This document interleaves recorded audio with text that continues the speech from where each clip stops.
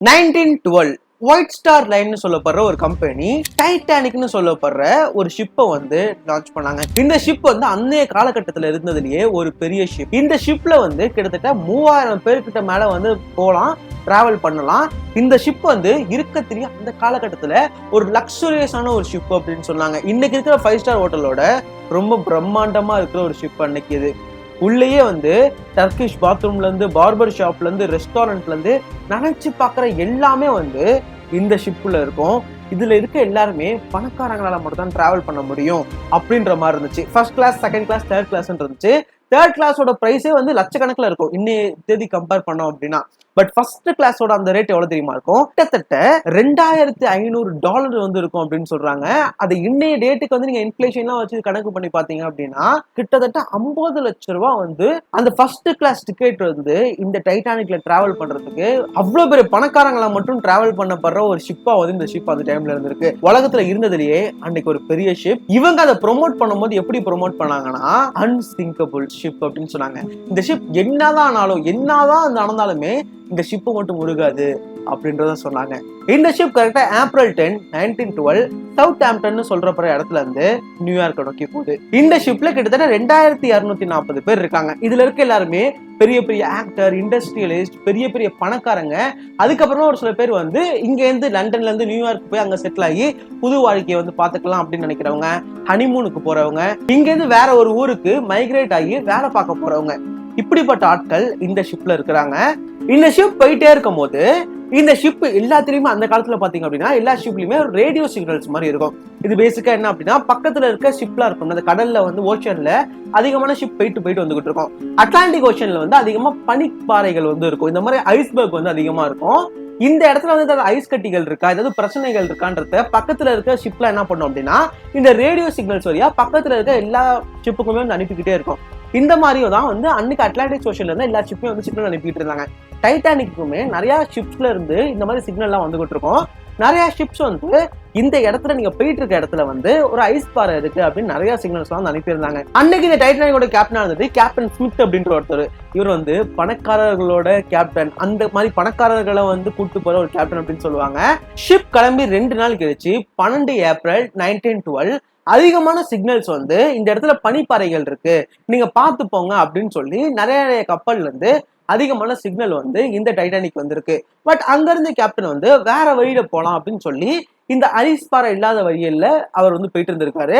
என்ன இருந்தாலுமே ஃபாஸ்ட் வந்து குறைக்கவே இல்லை. அவ்வளவு ஃபாஸ்ட் இந்த டைட்டானிக் ஷிப் வந்து போயிட்டு இருக்கு. உள்ள இருக்க எல்லாருமே பார்ட்டி பண்ணிக்கிட்டு இருக்கிற எல்லாருக்குமே சாப்பாடு குறையே கிடையாது. அப்படிப்பட்ட சாப்பாடு எல்லாருக்குமே வேற லெவல்ல அங்க வந்து என்ஜாய் பண்ணிக்கிட்டு இருக்காங்க டைட்டானிக் கப்பல்ல. இது போயிட்டே இருக்கு.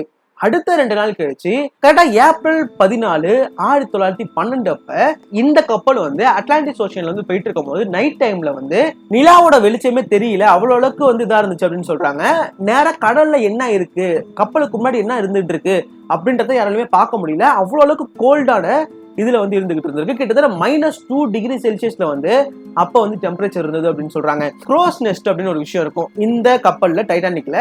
அந்த இடத்துல மேல வந்து ஒரு 2 பேர் ஏறி என்ன பண்ணுவாங்க அப்படின்னா முன்னாடி வந்து பாத்துக்கிட்டே இருப்பாங்க. ஏதாவது வந்து ஐஸ் பாறை இருக்கா, ஏதாவது பிரச்சனை இருக்கா அப்படின்னு சொல்லி அவங்க மேல இருந்து வாட்ச் பண்ணிட்டே இருப்பாங்க.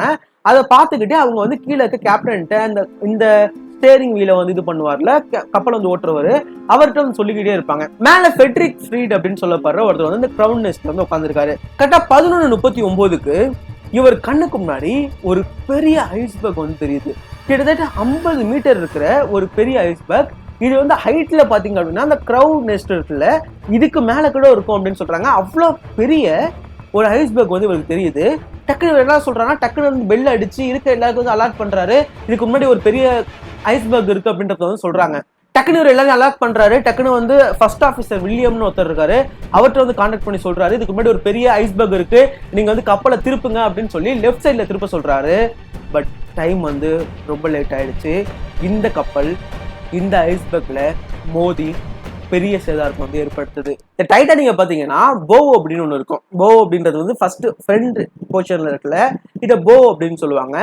இந்த போர்ஷன் தான் வந்து இந்த ஐஸ்பர்க்கோட வந்து கொலிட் ஆகி மோதி இது வந்து பெரிய சேதாரத்தை வந்து ஏற்படுத்திருச்சு. இந்த கப்பல் வந்து ஏன் சேஃப்டியான கப்பல்னு சொன்னாங்க அப்படின்னா இது முருகாது. ஏன் அப்படின்னா இதுல வந்து டபுள் ஹல் அப்படி இருக்குன்ற சொல்லுவாங்க. ஹல் அப்படின்றது வந்து கேட்டா கீழ் போர்ஷன் இருக்குல்ல, இது வந்து அந்த எல்லா கப்பல்லையுமே இருக்கும். பட் இதுல வந்து நாங்க டபுள் லேயர் வந்து கொடுத்து வச்சிருக்கோம். இது என்னதான் ஃபர்ஸ்ட் லேயர் வந்து இடிச்சு அந்த ஹல் வந்து பெருசாகாது, இருந்தாலும் அது இடிச்சாலுமே செகண்ட் லேயர்ல இருக்க ஹல் வந்து மொத்தமா ஷிப்பை வந்து சேவ் பண்ணிடும் அப்படின்ற மாதிரி சொல்லிக்கிட்டு இருந்தாங்க. பட் பிரச்சனை என்ன அப்படின்னா, இந்த டைட்டானிக் கப்பல் வந்து மோதுனது சைட்ல வந்து ஒரே ஒரு லேயர் தான் இருக்கும். அது வந்து ஒரு பெரிய இம்பாக்டை வந்து ஏற்படுத்திருக்கு. இந்த டைட்டானிக்ல வந்து கிட்டத்தட்ட 16 கம்பார்ட்மெண்டா வந்து இந்த ஹல் இருக்கும். ஒரு 16 போர்ஷனா வந்து பார்ட்டா இருக்கும். அதுல 4 போர்ஷன்ல வந்து நீங்க தண்ணி ஏறிடுச்சு அப்படின்னா, தண்ணி வந்து ஃபுல்லா வந்து ஏறினாலுமே, இடிச்சு சேதாரமாயி தண்ணி ஒரு 4 போர்ஷன்ல ஏறினாலுமே இந்த கப்பல் டைரக்டா வந்து போயிட்டே இருக்கும். எந்த ஒரு பிரச்சனையுமே கிடையாது. இந்த கப்பல் முருகாதுன்னு அவ்வளவு சேஃப்டியா இருந்தாங்க. பட் பிரச்சனை என்ன அப்படின்னா, இந்த ஐஸ்பர்க்ல இந்த டைட்டானிக் கொலிடானது வந்து கிட்டத்தட்ட 6 இந்த கம்பார்ட்மெண்ட்ல வந்து சேதாரமாகி தண்ணி வந்து உள்ள போக ஆரம்பிச்சிருச்சு. அதுக்கப்புறம் கேப்டன் ஸ்மித் அந்த கப்பல்ல இருக்க எல்லாருமே வந்து என்ன பண்றாங்க அப்படின்னா, செக் பண்ணி பாக்குறாங்க, இது ஏதாவது பிரச்சனையா இருக்குமா, இந்த ஐஸ்பர்க்ல வந்து மோதுறது ஏதாவது பிரச்சனை இருக்குமா அப்படின்னு வந்து செக் பண்றாங்க. எல்லாருமே வந்து கப்பல் முழுகாதுங்க, இந்த ஐஸ்பர்க்ல இடிச்சதுலாம் ஒரு பெரிய விஷயமா அப்படின்ற மாதிரி தான் இருந்தாங்க. கேப்டன்ல இருந்து எல்லாருமே வந்து ஏதாவது பிரச்சனையா இருக்குமான்னு எல்லாருமே வந்து செக் பண்ணி பார்க்கும்போது சேதாரம் ரொம்ப பெருசா இருக்கு, தண்ணி வந்து உள்ள லீக் ஆகிட்டு இருக்கு அப்படின்றது தெரியுது. இதுக்கப்புறமா இந்த கப்பல் முழுக வாய்ப்பு இருக்கு அப்படின்றது கேப்டன் தெரியுது.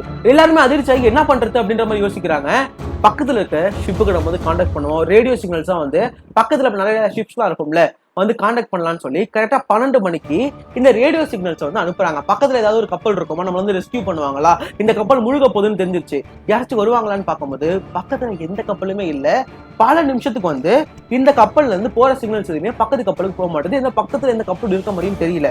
கரெக்டா 20 நிமிஷம் கழிச்சு 12:20 அப்ப பக்கத்துல ஒரு ஷிப் வந்து இந்த ரேடியோ சிக்னல்ஸ் வந்து வாங்கியிருக்கு. RMS கார்பெட்டியான்னு சொல்லப்படுற ஒரு ஷிப் வந்து பக்கத்துல இருக்கிறது தெரியுது. இவங்க இங்க ரேடியோ சிக்னல்ஸ் அனுப்புறாங்க, எங்களுக்கு பிரச்சனை இருக்கும் வந்து காப்பாத்துங்க அப்படின்னு சொல்லி. பட் பக்கத்துலன்றது எவ்வளவு பக்கத்துல தெரியுமா, கிட்டத்தட்ட 107 கிலோமீட்டர் எட்டக இருக்காங்க இந்த டைட்டானிக்ல இருந்து. இந்த டைட்டானிக் அவங்க எவ்வளவு ஃபாஸ்டா இருந்தாலுமே கிட்டத்தட்ட 3 மணி நேரம் ஆகும். பட் அவ்வளவு டைம்லாம் கிடையாது. 3 மணி நேரத்துல இந்த கப்பலை வந்து தண்ணிக்குள்ள போக வாய்ப்பு இருக்கு அப்படின்றத அன்னைக்கு கேப்டனுக்கு தெரிஞ்சிருக்கு.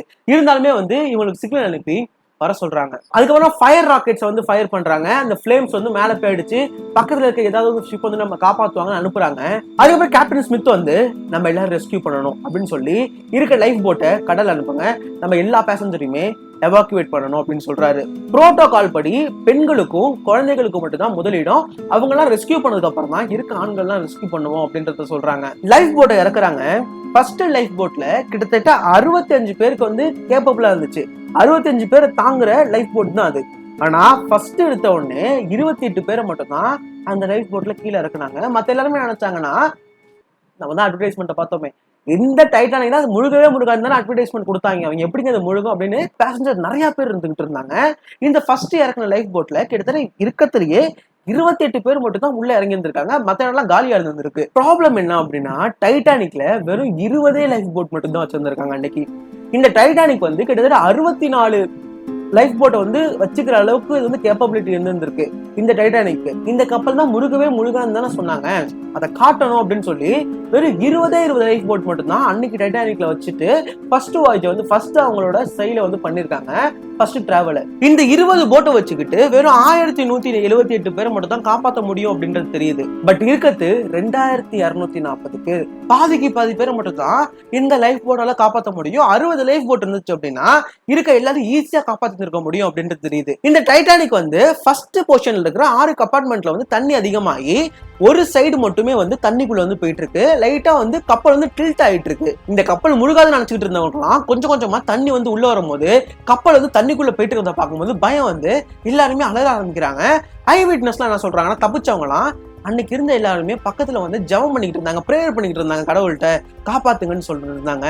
பார்க்கவே அவ்வளவு மனசு கஷ்டமா இருந்துச்சு, எல்லாருக்கும் அவ்வளவு பயத்துல இருந்துகிட்டு இருந்தாங்க அப்படின்றத புறச்ச நிறைய பேர் அன்னைக்கு சொன்னாங்க. கரெக்டா 2:05 AM இருக்கிற கடைசி லைஃப் போட்டையும் கீழே தண்ணியில இறக்கிறாங்க. ஆனா இன்னமும் கப்பல்ல இருக்கிறது 1500 பேர் அடுத்த லைஃப் போட் இல்லாம இருக்கிறாங்க. இவங்களை காப்பாற்ற முடியுமான்னு கேட்டா வாய்ப்புகள் கம்மி. கரெக்டா 2:20 AM இந்த ஷிப்போட பாதி போர்ஷன் வந்து தண்ணிக்குள்ள போயிடுச்சு. பாதி போர்ஷன் தண்ணிக்குள்ள போன வேகத்துக்கு மீதி போர்ஷன் வந்து தண்ணியோட மேல போய் 2 பார்ட்டா உடஞ்சி ஒரு பார்ட் ஃபர்ஸ்ட் தண்ணிக்குள்ள போகுது, அடுத்த பார்ட் இன்னொன்னு தண்ணிக்குள்ள போகுது. இதை வந்து அன்னைக்கு லைஃப் போட்ல இருந்து பார்த்தவங்களாம் ஐ விட்னஸா இருந்தவங்க வந்து சொன்னது. அந்த கப்பல் வந்து உடச்சு தண்ணிக்குள்ள போகும்போது நிறைய பேர் தண்ணிக்குள்ள வந்து குதிச்சிருக்காங்க. குதிச்ச சில பேர் வந்து அப்படியே உறைஞ்சி ஹைப்போதெர்மியாக்குள்ள போய் கொஞ்ச நேரத்துல இறந்து போயிட்டாங்கன்னு சொல்றாங்க. கிட்டத்தட்ட அந்த இந்த தண்ணியோட இது வந்து -2 டிகிரி செல்சியஸ்ல இருந்திருக்கு. சொல்லப்போனா அவங்க வீட்டுல போயிட்டு நீங்க வந்து ஃப்ரீசரை திறந்து பாருங்க, அங்க எவ்வளவு வந்து டெம்பரேச்சர் இருக்கோ அந்த அளவுக்கு தான் நீங்க தண்ணியோட டெம்பரேச்சர் இருந்ததுன்னு சொல்றாங்க. உழுதத்துக்கு ஹைப்போதெர்மியால போயிட்டு கொஞ்ச நேரத்துல எல்லாருமே இறந்து போயிட்டு இருந்திருக்காங்க. அத்தனை பேரு கடலுக்குள்ள கப்பலோட போக ஆரம்பிச்சிருக்காங்க. கேப்டன் ஸ்மித் இருக்காருல்ல, அவர் கப்பல் தண்ணிக்குள்ள போற வரையுமே வந்து அன்னைக்கு அந்த ஸ்டியரிங் வீல புடிச்சுக்கிட்டு நம்ம இன்னும் காப்பாற்ற முடியும் அப்படின்னு இருந்தாராம். கடைசியா அந்த ஷிப் வந்து 2 பாகமா உடஞ்சு தண்ணிக்குள்ள போயிருந்திருக்கு.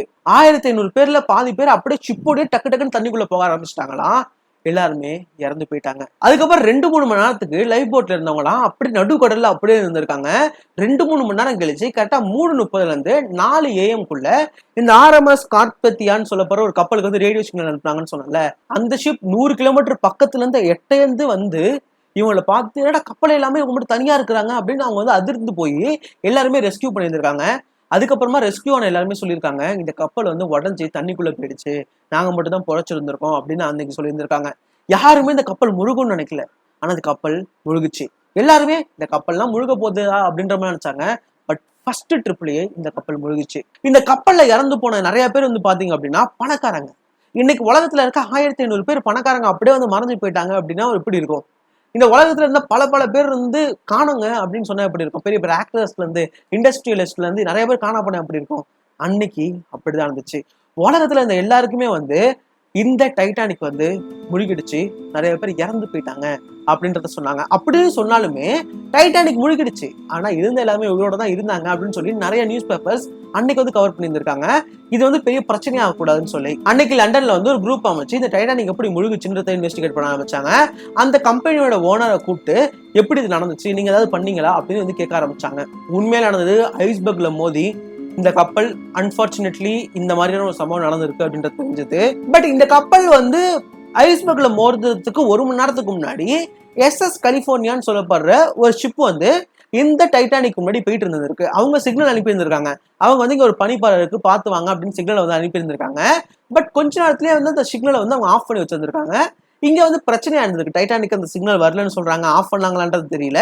பட் அந்த சிக்னல் அங்க அனுப்பணும், பட் அது டைட்டானிக் போல, அதனாலதான் இந்த மாதிரி ஒரு அசம்பாவிதம் நடந்துருச்சு அப்படின்றத சொல்றாங்க. இந்த டைட்டானிக் வந்து அந்த ஐஸ்பர்க்ல மோதினதுக்கு அப்புறமும் இந்த SS கலிபோர்னியான்ற ஷிப் வந்து வெறும் 37 கிலோமீட்டர் பக்கத்துல தான் இருந்திருக்கு.